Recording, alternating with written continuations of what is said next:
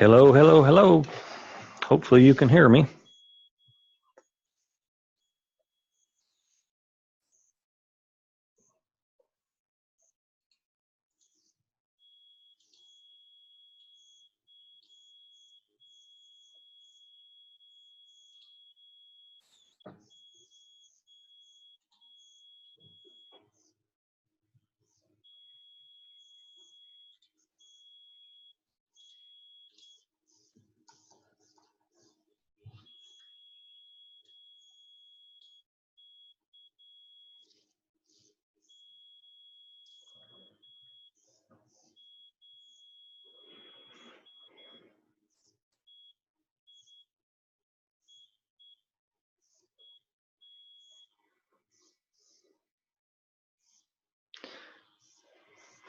Well, Mark, it looks like you're the only one here.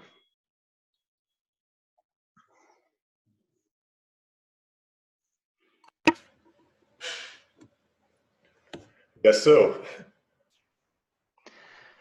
Well, this is gonna, we'll just continue onward because we have a limited amount of time on Zoom.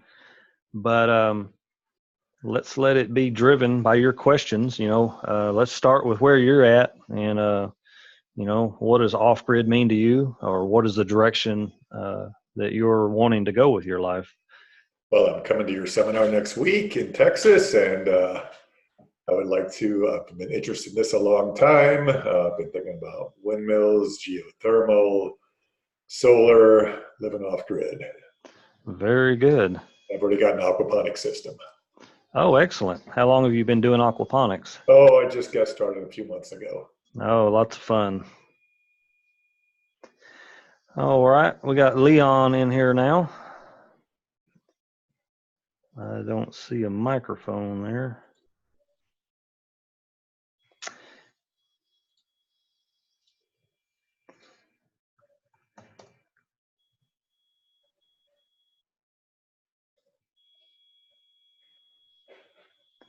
All right, Leon, are you here? Do you hear me?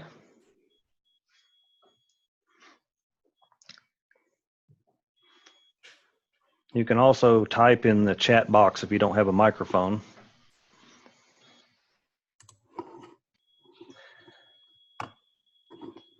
All right, Mark, so you got your aquaponics going and off-grid, all things solar, or is this something, what do you picture this kind of lifestyle looking like for you?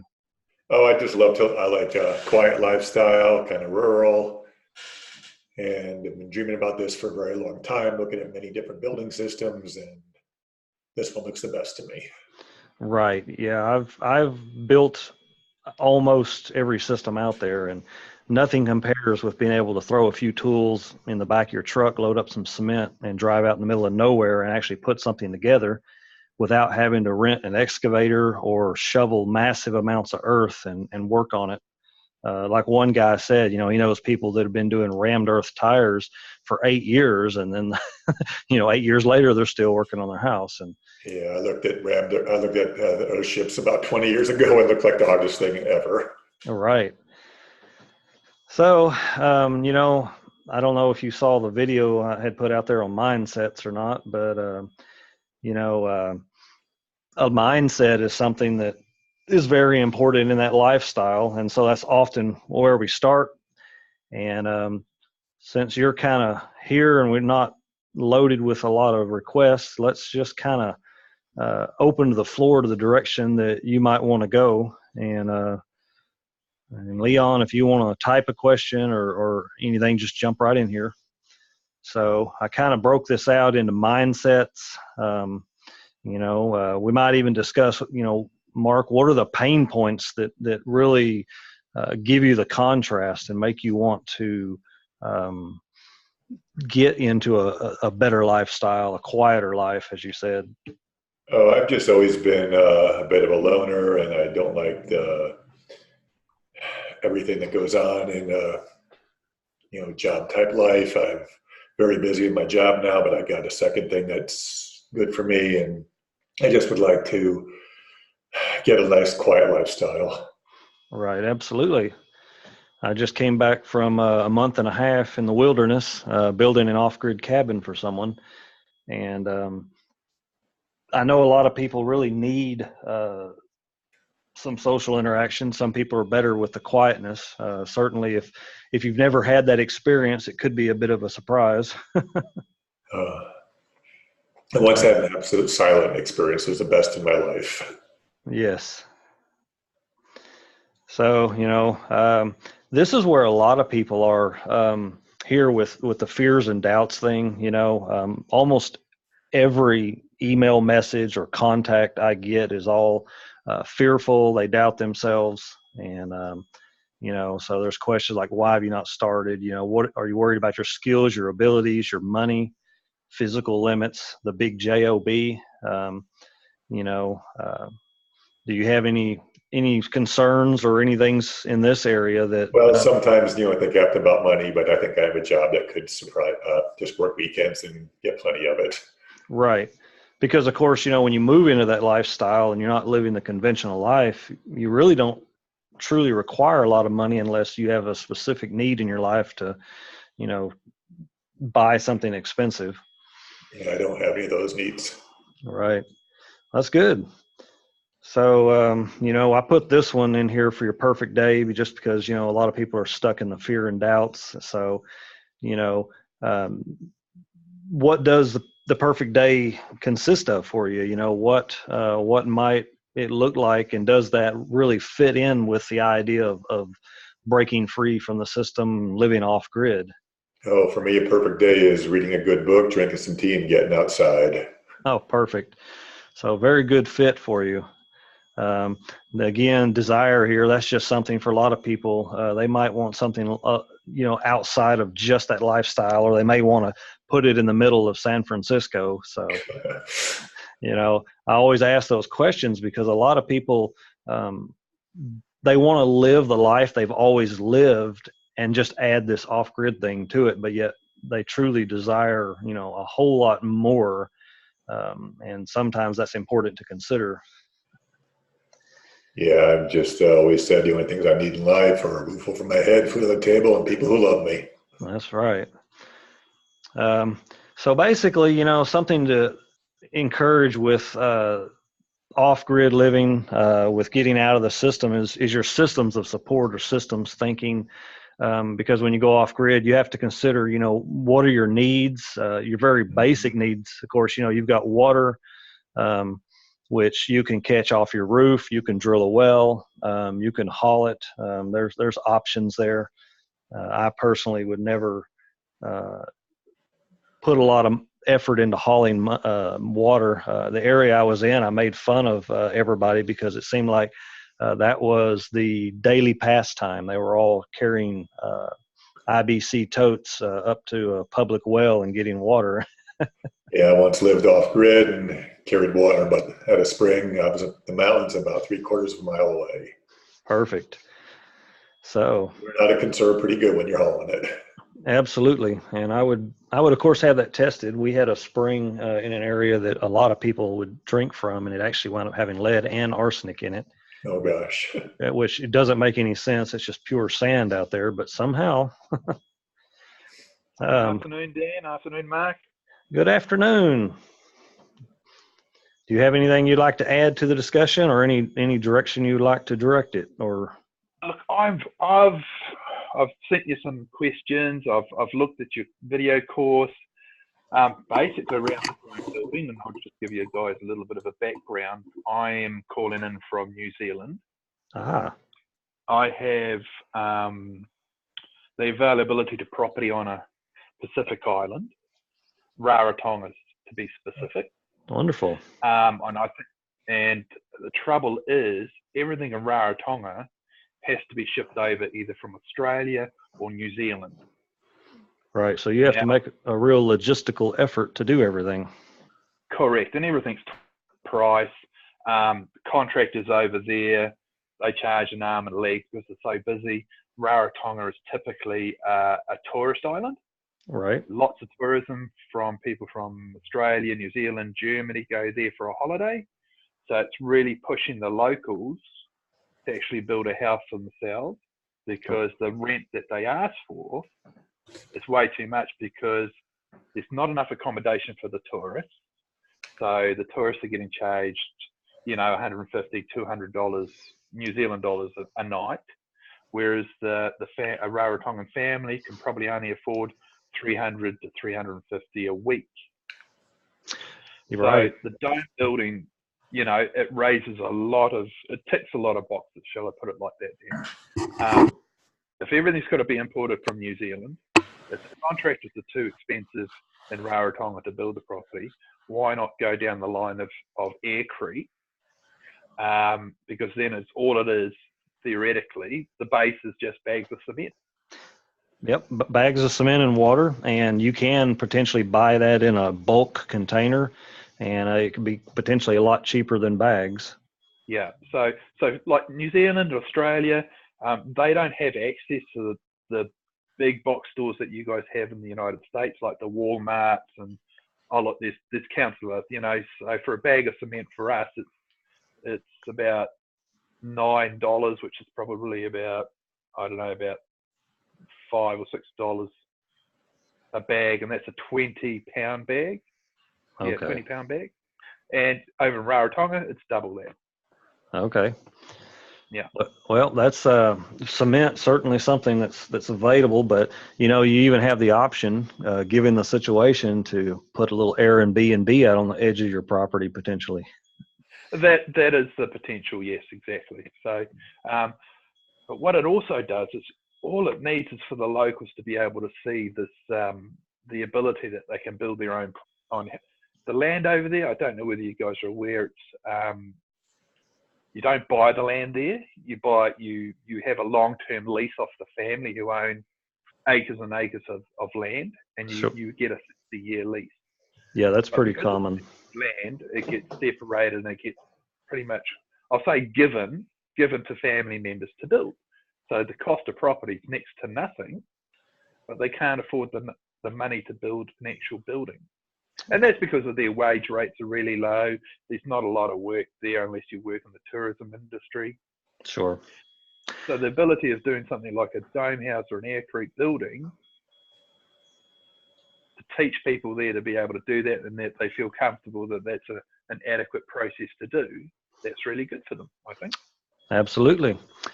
So we'll just continue on then here, and if either of you have something you want to direct us towards, or have questions, just stop me. Let me just say hello to you, Leon. My name is Mark. I'm in Montana, in the United States. Afternoon, Mark. Good afternoon, Leon.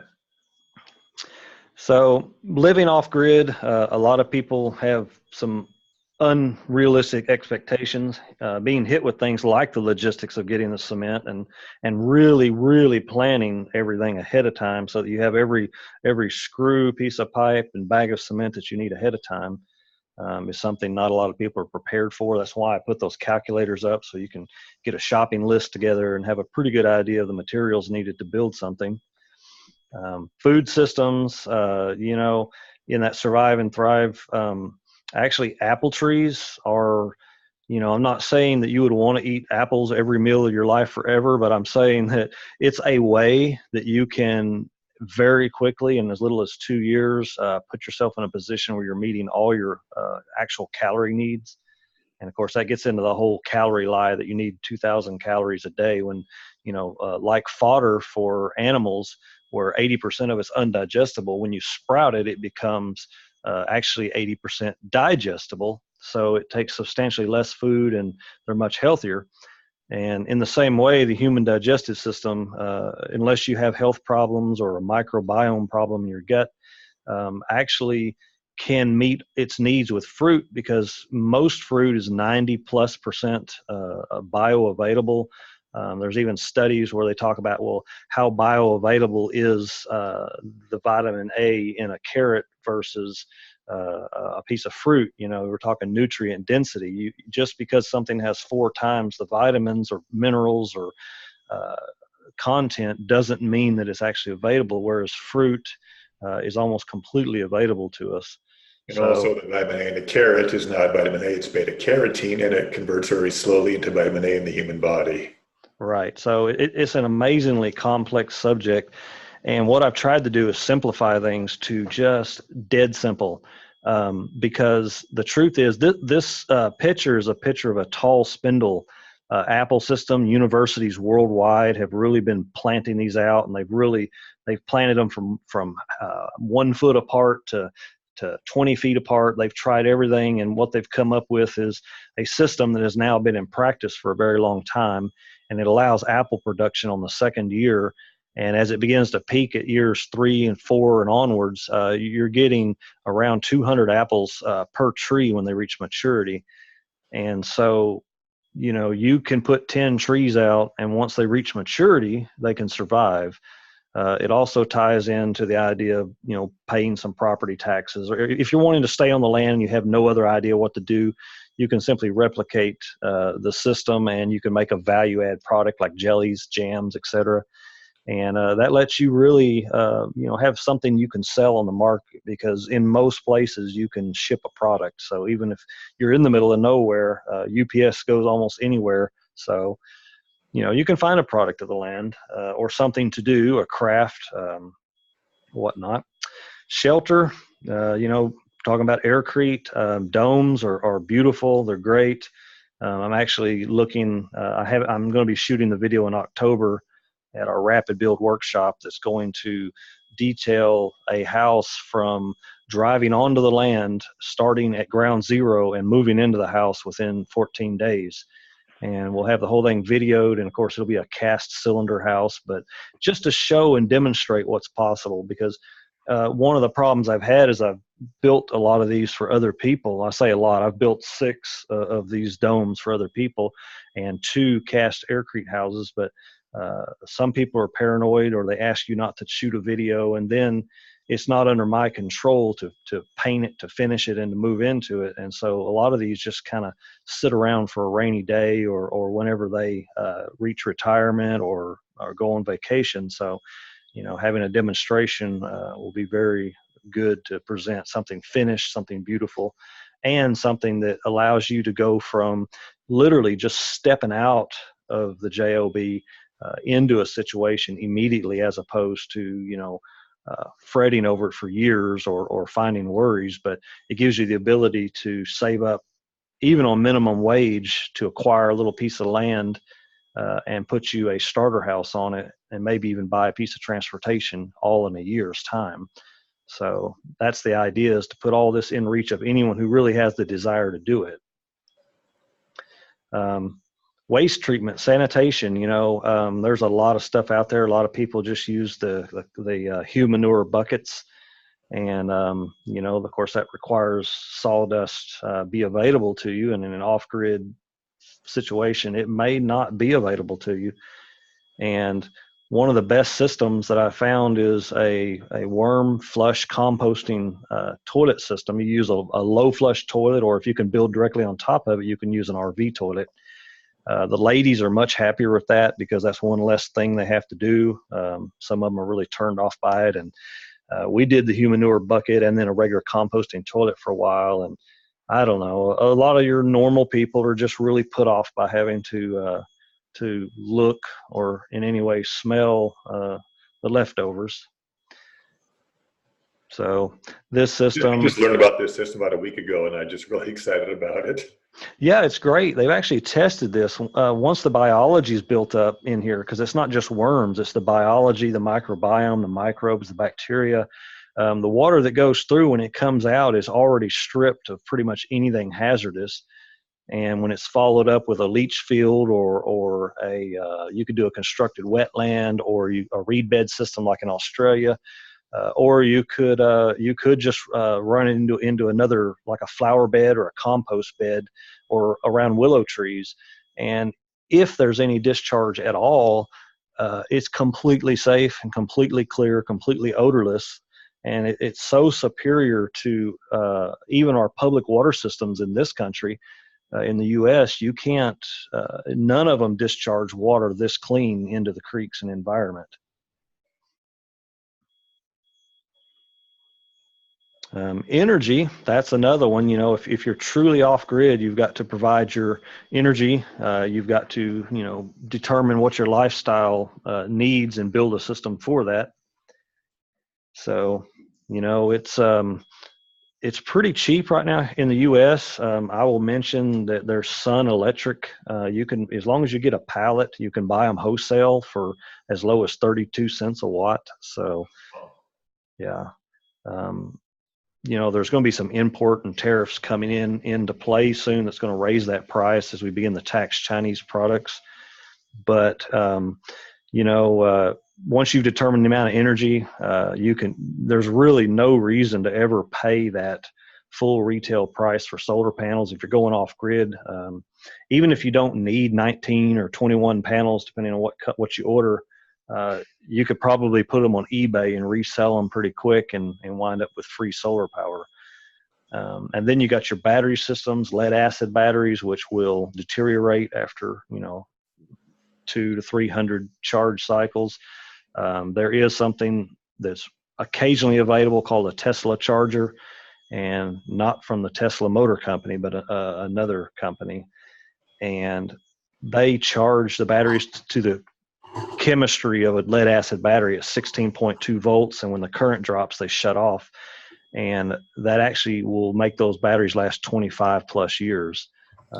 Alternately, you got options. The iron Edison batteries are pretty much a forever battery. I guess maybe at worst case, you might have to scrub them up and clean the electrolyte once in your lifetime. So moving on, you know, security is a need, particularly for the ladies. If you have any ladies in your life, they need to feel secure about it. And you have to determine what that security needs. For somebody that's in a survival situation or off grid or preppers, worrying about the end of the world, then, you know, security envelops a great larger field, such as not letting people know what you have and whatnot. You know, family and friends. This is a big one again, for a lot of people. You know, sometimes leaving family, leaving friends. You know, you got to develop community. Hopefully, you have internet and you can get some of that community through online chats. But sometimes, if you got a partner, that's definitely a limit. They don't want you to go there. They want to live in New York, and the other person wants to live in the jungle. So. Luxury is not normally considered a survival need, but obviously something like a hot tub, and you have to define for yourself what that luxury may be, because, you know, what is it that really makes you happy? What is it that really puts the cream on top of your day? You know, if you're outside enjoying nature, is it something as simple as hot chocolate, milk? Where is that going to come from? Is it soaking in a hot tub and watching the stars? And none of that has to actually cost anything, but I believe that luxury is something that we should each get very specific about and define at least one item, so that, you know, when we're off grid, we can really soak it up and enjoy something somewhat lavish and something really enjoyable. Income, you know, if you're off grid, there's opportunities for online income. Honestly, I think it probably involves the marriage of a more primitive lifestyle with a modern lifestyle, and using, you know, what's appropriate. There's ways of thinking about this too. Like one property has chaparral on it, and I think last time I looked, it's like $14 an ounce online, and out there it literally grows by the ton. So old Bill Mollison in permaculture used to collect stories of people who found ways to make amazing income. Like one guy who had a pond with a lotus growing in it, and he tried to kill it for years and couldn't get rid of it until one day somebody came by and offered him $5 for a handful of lotus flowers, and it ultimately led to him making a 6-figure income growing lotus flowers. So in our world, lots of opportunities. You know, transportation for somebody that has nothing, that wants to jump off. Obviously, some kind of paid transportation is good. Buying something 3 years or older, you know, buying something that's appropriate to allow you to choose your lifestyle over a car payment. That's also very important. Some people just want to run out and finance a car, and that can be a little bit of a limiting factor in that lifestyle. Health care, wellness care, alternatives to medicine, and if you do need medical care, is it 2 hours to the nearest hospital? I cut my finger pretty bad with a saw one time, and it was a 4-hour drive to the nearest hospital, so these are things to consider. Prepare, your Walmart first aid kit is not adequate. Herbs, diet, medicine, lifestyle, all of these things, even so far as to learn something like using the placebo effect, where you learn to create an emotional state of well-being in your body and feel it long enough that your body begins to produce the chemistry. There's some amazing stories around that, and it's probably the highest form of medicine, but certainly beyond just casual use. And then if you need antibiotics, you can, there's I'm trying to remember, Dr. Bones, that's not his real name, but he's an actual doctor. His wife is a nurse practitioner, and they discuss which fish antibiotics are the real thing and how to get them, how to use them. You might even take classes on doing stitching. And the basic idea in all this is your systems of support, to consider everything that you need for that off-grid lifestyle, for stepping out of the system. I see these as the minimal that you've really got to achieve. And of course, that blueprint program is outlining how to do each one of these.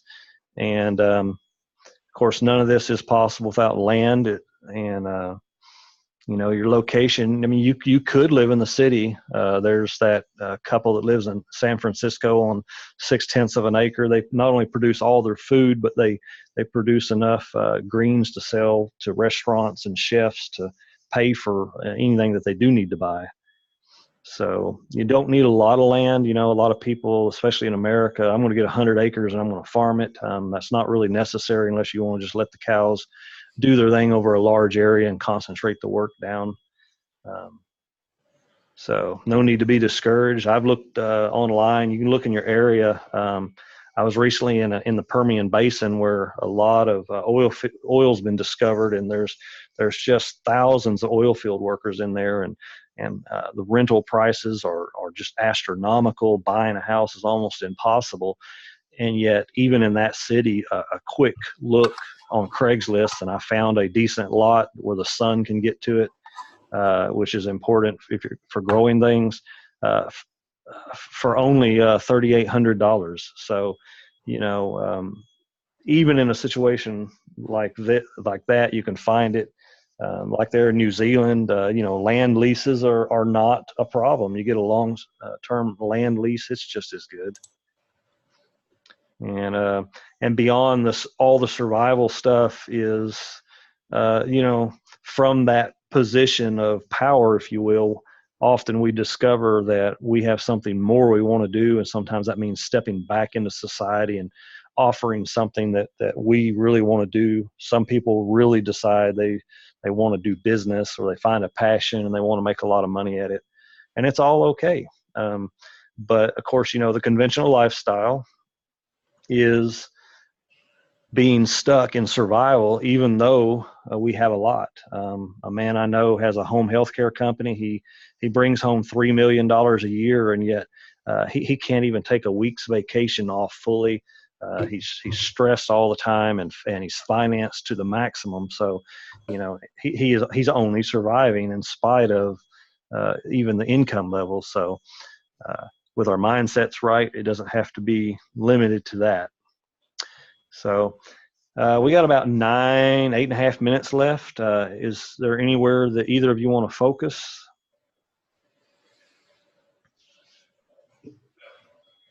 You say something about mindset, perhaps? Yeah, mindset. Yeah, mindset is really important. In this picture, the guy's scared of his shadow here. Do you have a specific direction? Because this can be a pretty wide subject. A lot of it's the belief that you can do it, or the choice to just choose to step into it and trust that you're really going to be okay no matter what. There's that general human toughness. Yeah, I think you're right there, Dan. I think we've all been brought up to say, by the time you get to a working age, you need to be working in a job. You need to work that until you're 60, 65, then you can retire. But to make that leap, like I plan on doing, packing up everything, going to Rarotonga, where I won't have a job, and if I do have a job, it's one quarter of what I'd earn in New Zealand. Right.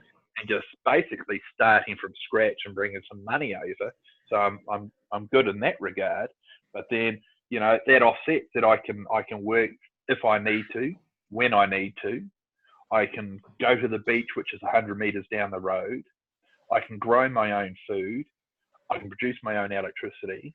I can supply for the family, and I can also help the broader family in learning more skills. I think it's all what you decide you put value on. Is the value in buying a new car every year? Is the value having a $3 million house that you've got to clean? All of these sort of things add up. But I think we've all been raised especially here in New Zealand, you get a job, you start earning the money, you buy yourself a house and a property, you don't want to be renting all your life, and you just do, you get married and have the kids and all the rest of it. So it is, as you say, mindset, moving from one norm to the new norm, which is mentally better for you. It is better for you, and it can be terrifying sometimes. Long story short, I lost my job during our Great Recession a while back, and there was no work to be found. And it's amazing how once you're in the situation, once you get the opportunity to step into it, you find out that it really is okay, and somehow things work out, and they really always do. As long as you have the mindset, you're going to move forward and do it. And Now, when did you get into this, Dan? Because you said you've been a contract. I saw you've been a contractor 30 years. When did you get into Aircrete, and what prompted your decision? Well, I believe a lot of people really deserve to have a home. In our area, it's $150 a square foot to have a home built. And here we are with a system that you can finish out at a mid-grade level for under $38 a square foot. And honestly, if you do the right things and you're not too lavish, you can finish it for under $20 a square foot moving in. And, Aircrete is something that I have really enjoyed working with. I've done a lot of conventional construction over years. I've got to do alternative construction.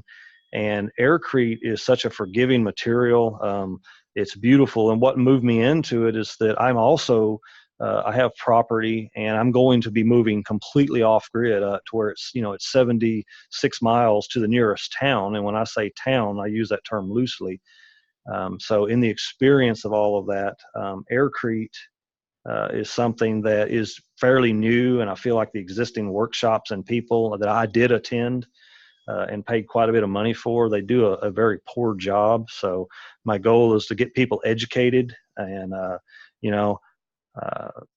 lot of people have really given me a lot of positive feedback on it. I didn't really plan on doing this in any way to make money, but at the same time, it seems like a way to help people and help them move forward.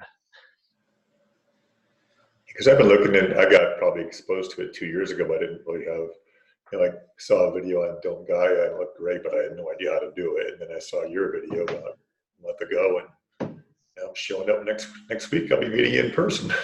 Yes, that's great. It's exciting. And Aircrete is cellular cement. It's been around at least since the early 70s. It's nothing new. It's just the homemade version. And, to me, having a house that rats can't live in the walls, roaches can't move over and live in the walls, and you don't have to worry about it rotting from a flood or burning up in a fire or blowing away in a storm, that's all things that are very important to me, because as I move off grid, I'm kind of doing it a little more slowly than just stepping into it all at once. So, when I build a structure, I don't want to come back to find out the local rats have eaten holes in the walls and chewed up everything I have. Understandable, and very share your sentiments. So, is anything else that you guys want to discuss? We've got just about 3 more minutes left on the clock here before it's going to cut us off. Maybe a quick rundown of the course in October. I mean, I won't be able to attend, unfortunately, but so how does it differ? Obviously, it differs primarily from the Aircrete dome where you're using blocks. So is it precasted molds, is it? Yeah, I'm very interested in that as well. Right. Well, first of all, there's a lot of molds out there for concrete already for rent. Now, where you're at in New Zealand, obviously that may not be an issue. If you're building a square house, then you just build forms the same you would to cast concrete. You can even build one small form, pour section, take one end off and slide it down, and then reconnect the form against the previous pour with bolts, and continue the process. And you would be pouring like 1 foot at a time. Yes, I understand. Like the deeper you get it, the more on then pushes the air out of the Aircrete. Correct. The more you pour, I wouldn't ever go over 18 inches. And if the weather's really hot, you can pour twice in a day. But that is the limiting speed of your build, is the 18 inches a day, because you can pour more, but you essentially lose some of the volume, because as you get pressure and it's real fresh, some of the bubbles will merge together and make big bubbles, and eventually some of those big bubbles will actually rise through that, and that not only weakens your structure, but it creates large air pockets which don't insulate as well as the very fine air pockets. So when you build your forms, you're doing full height wall forms. Yes. Right, and then you're just moving around the perimeter. Yes, I may put holes. Do you use any kind of mesh and or rebar for a monolith? Yeah, I'll usually wrap them in the same mesh, or I'll actually put that in the form and pour it all at once. If it's not too big of a structure, you can also use the polyester and similar reinforcing fibers. You can actually mix that in at the last moment, and it'll be mixed into the cement. Okay. Will we be doing any of that next week? Well, we'll be doing the fabrics, wrapping it as we go up. Yes, I'm not going to be using fibers. They do tend to deflate it just a little bit. Okay. All right. Well, thanks for just talking with just a couple of us here. And Leon, it's been a pleasure.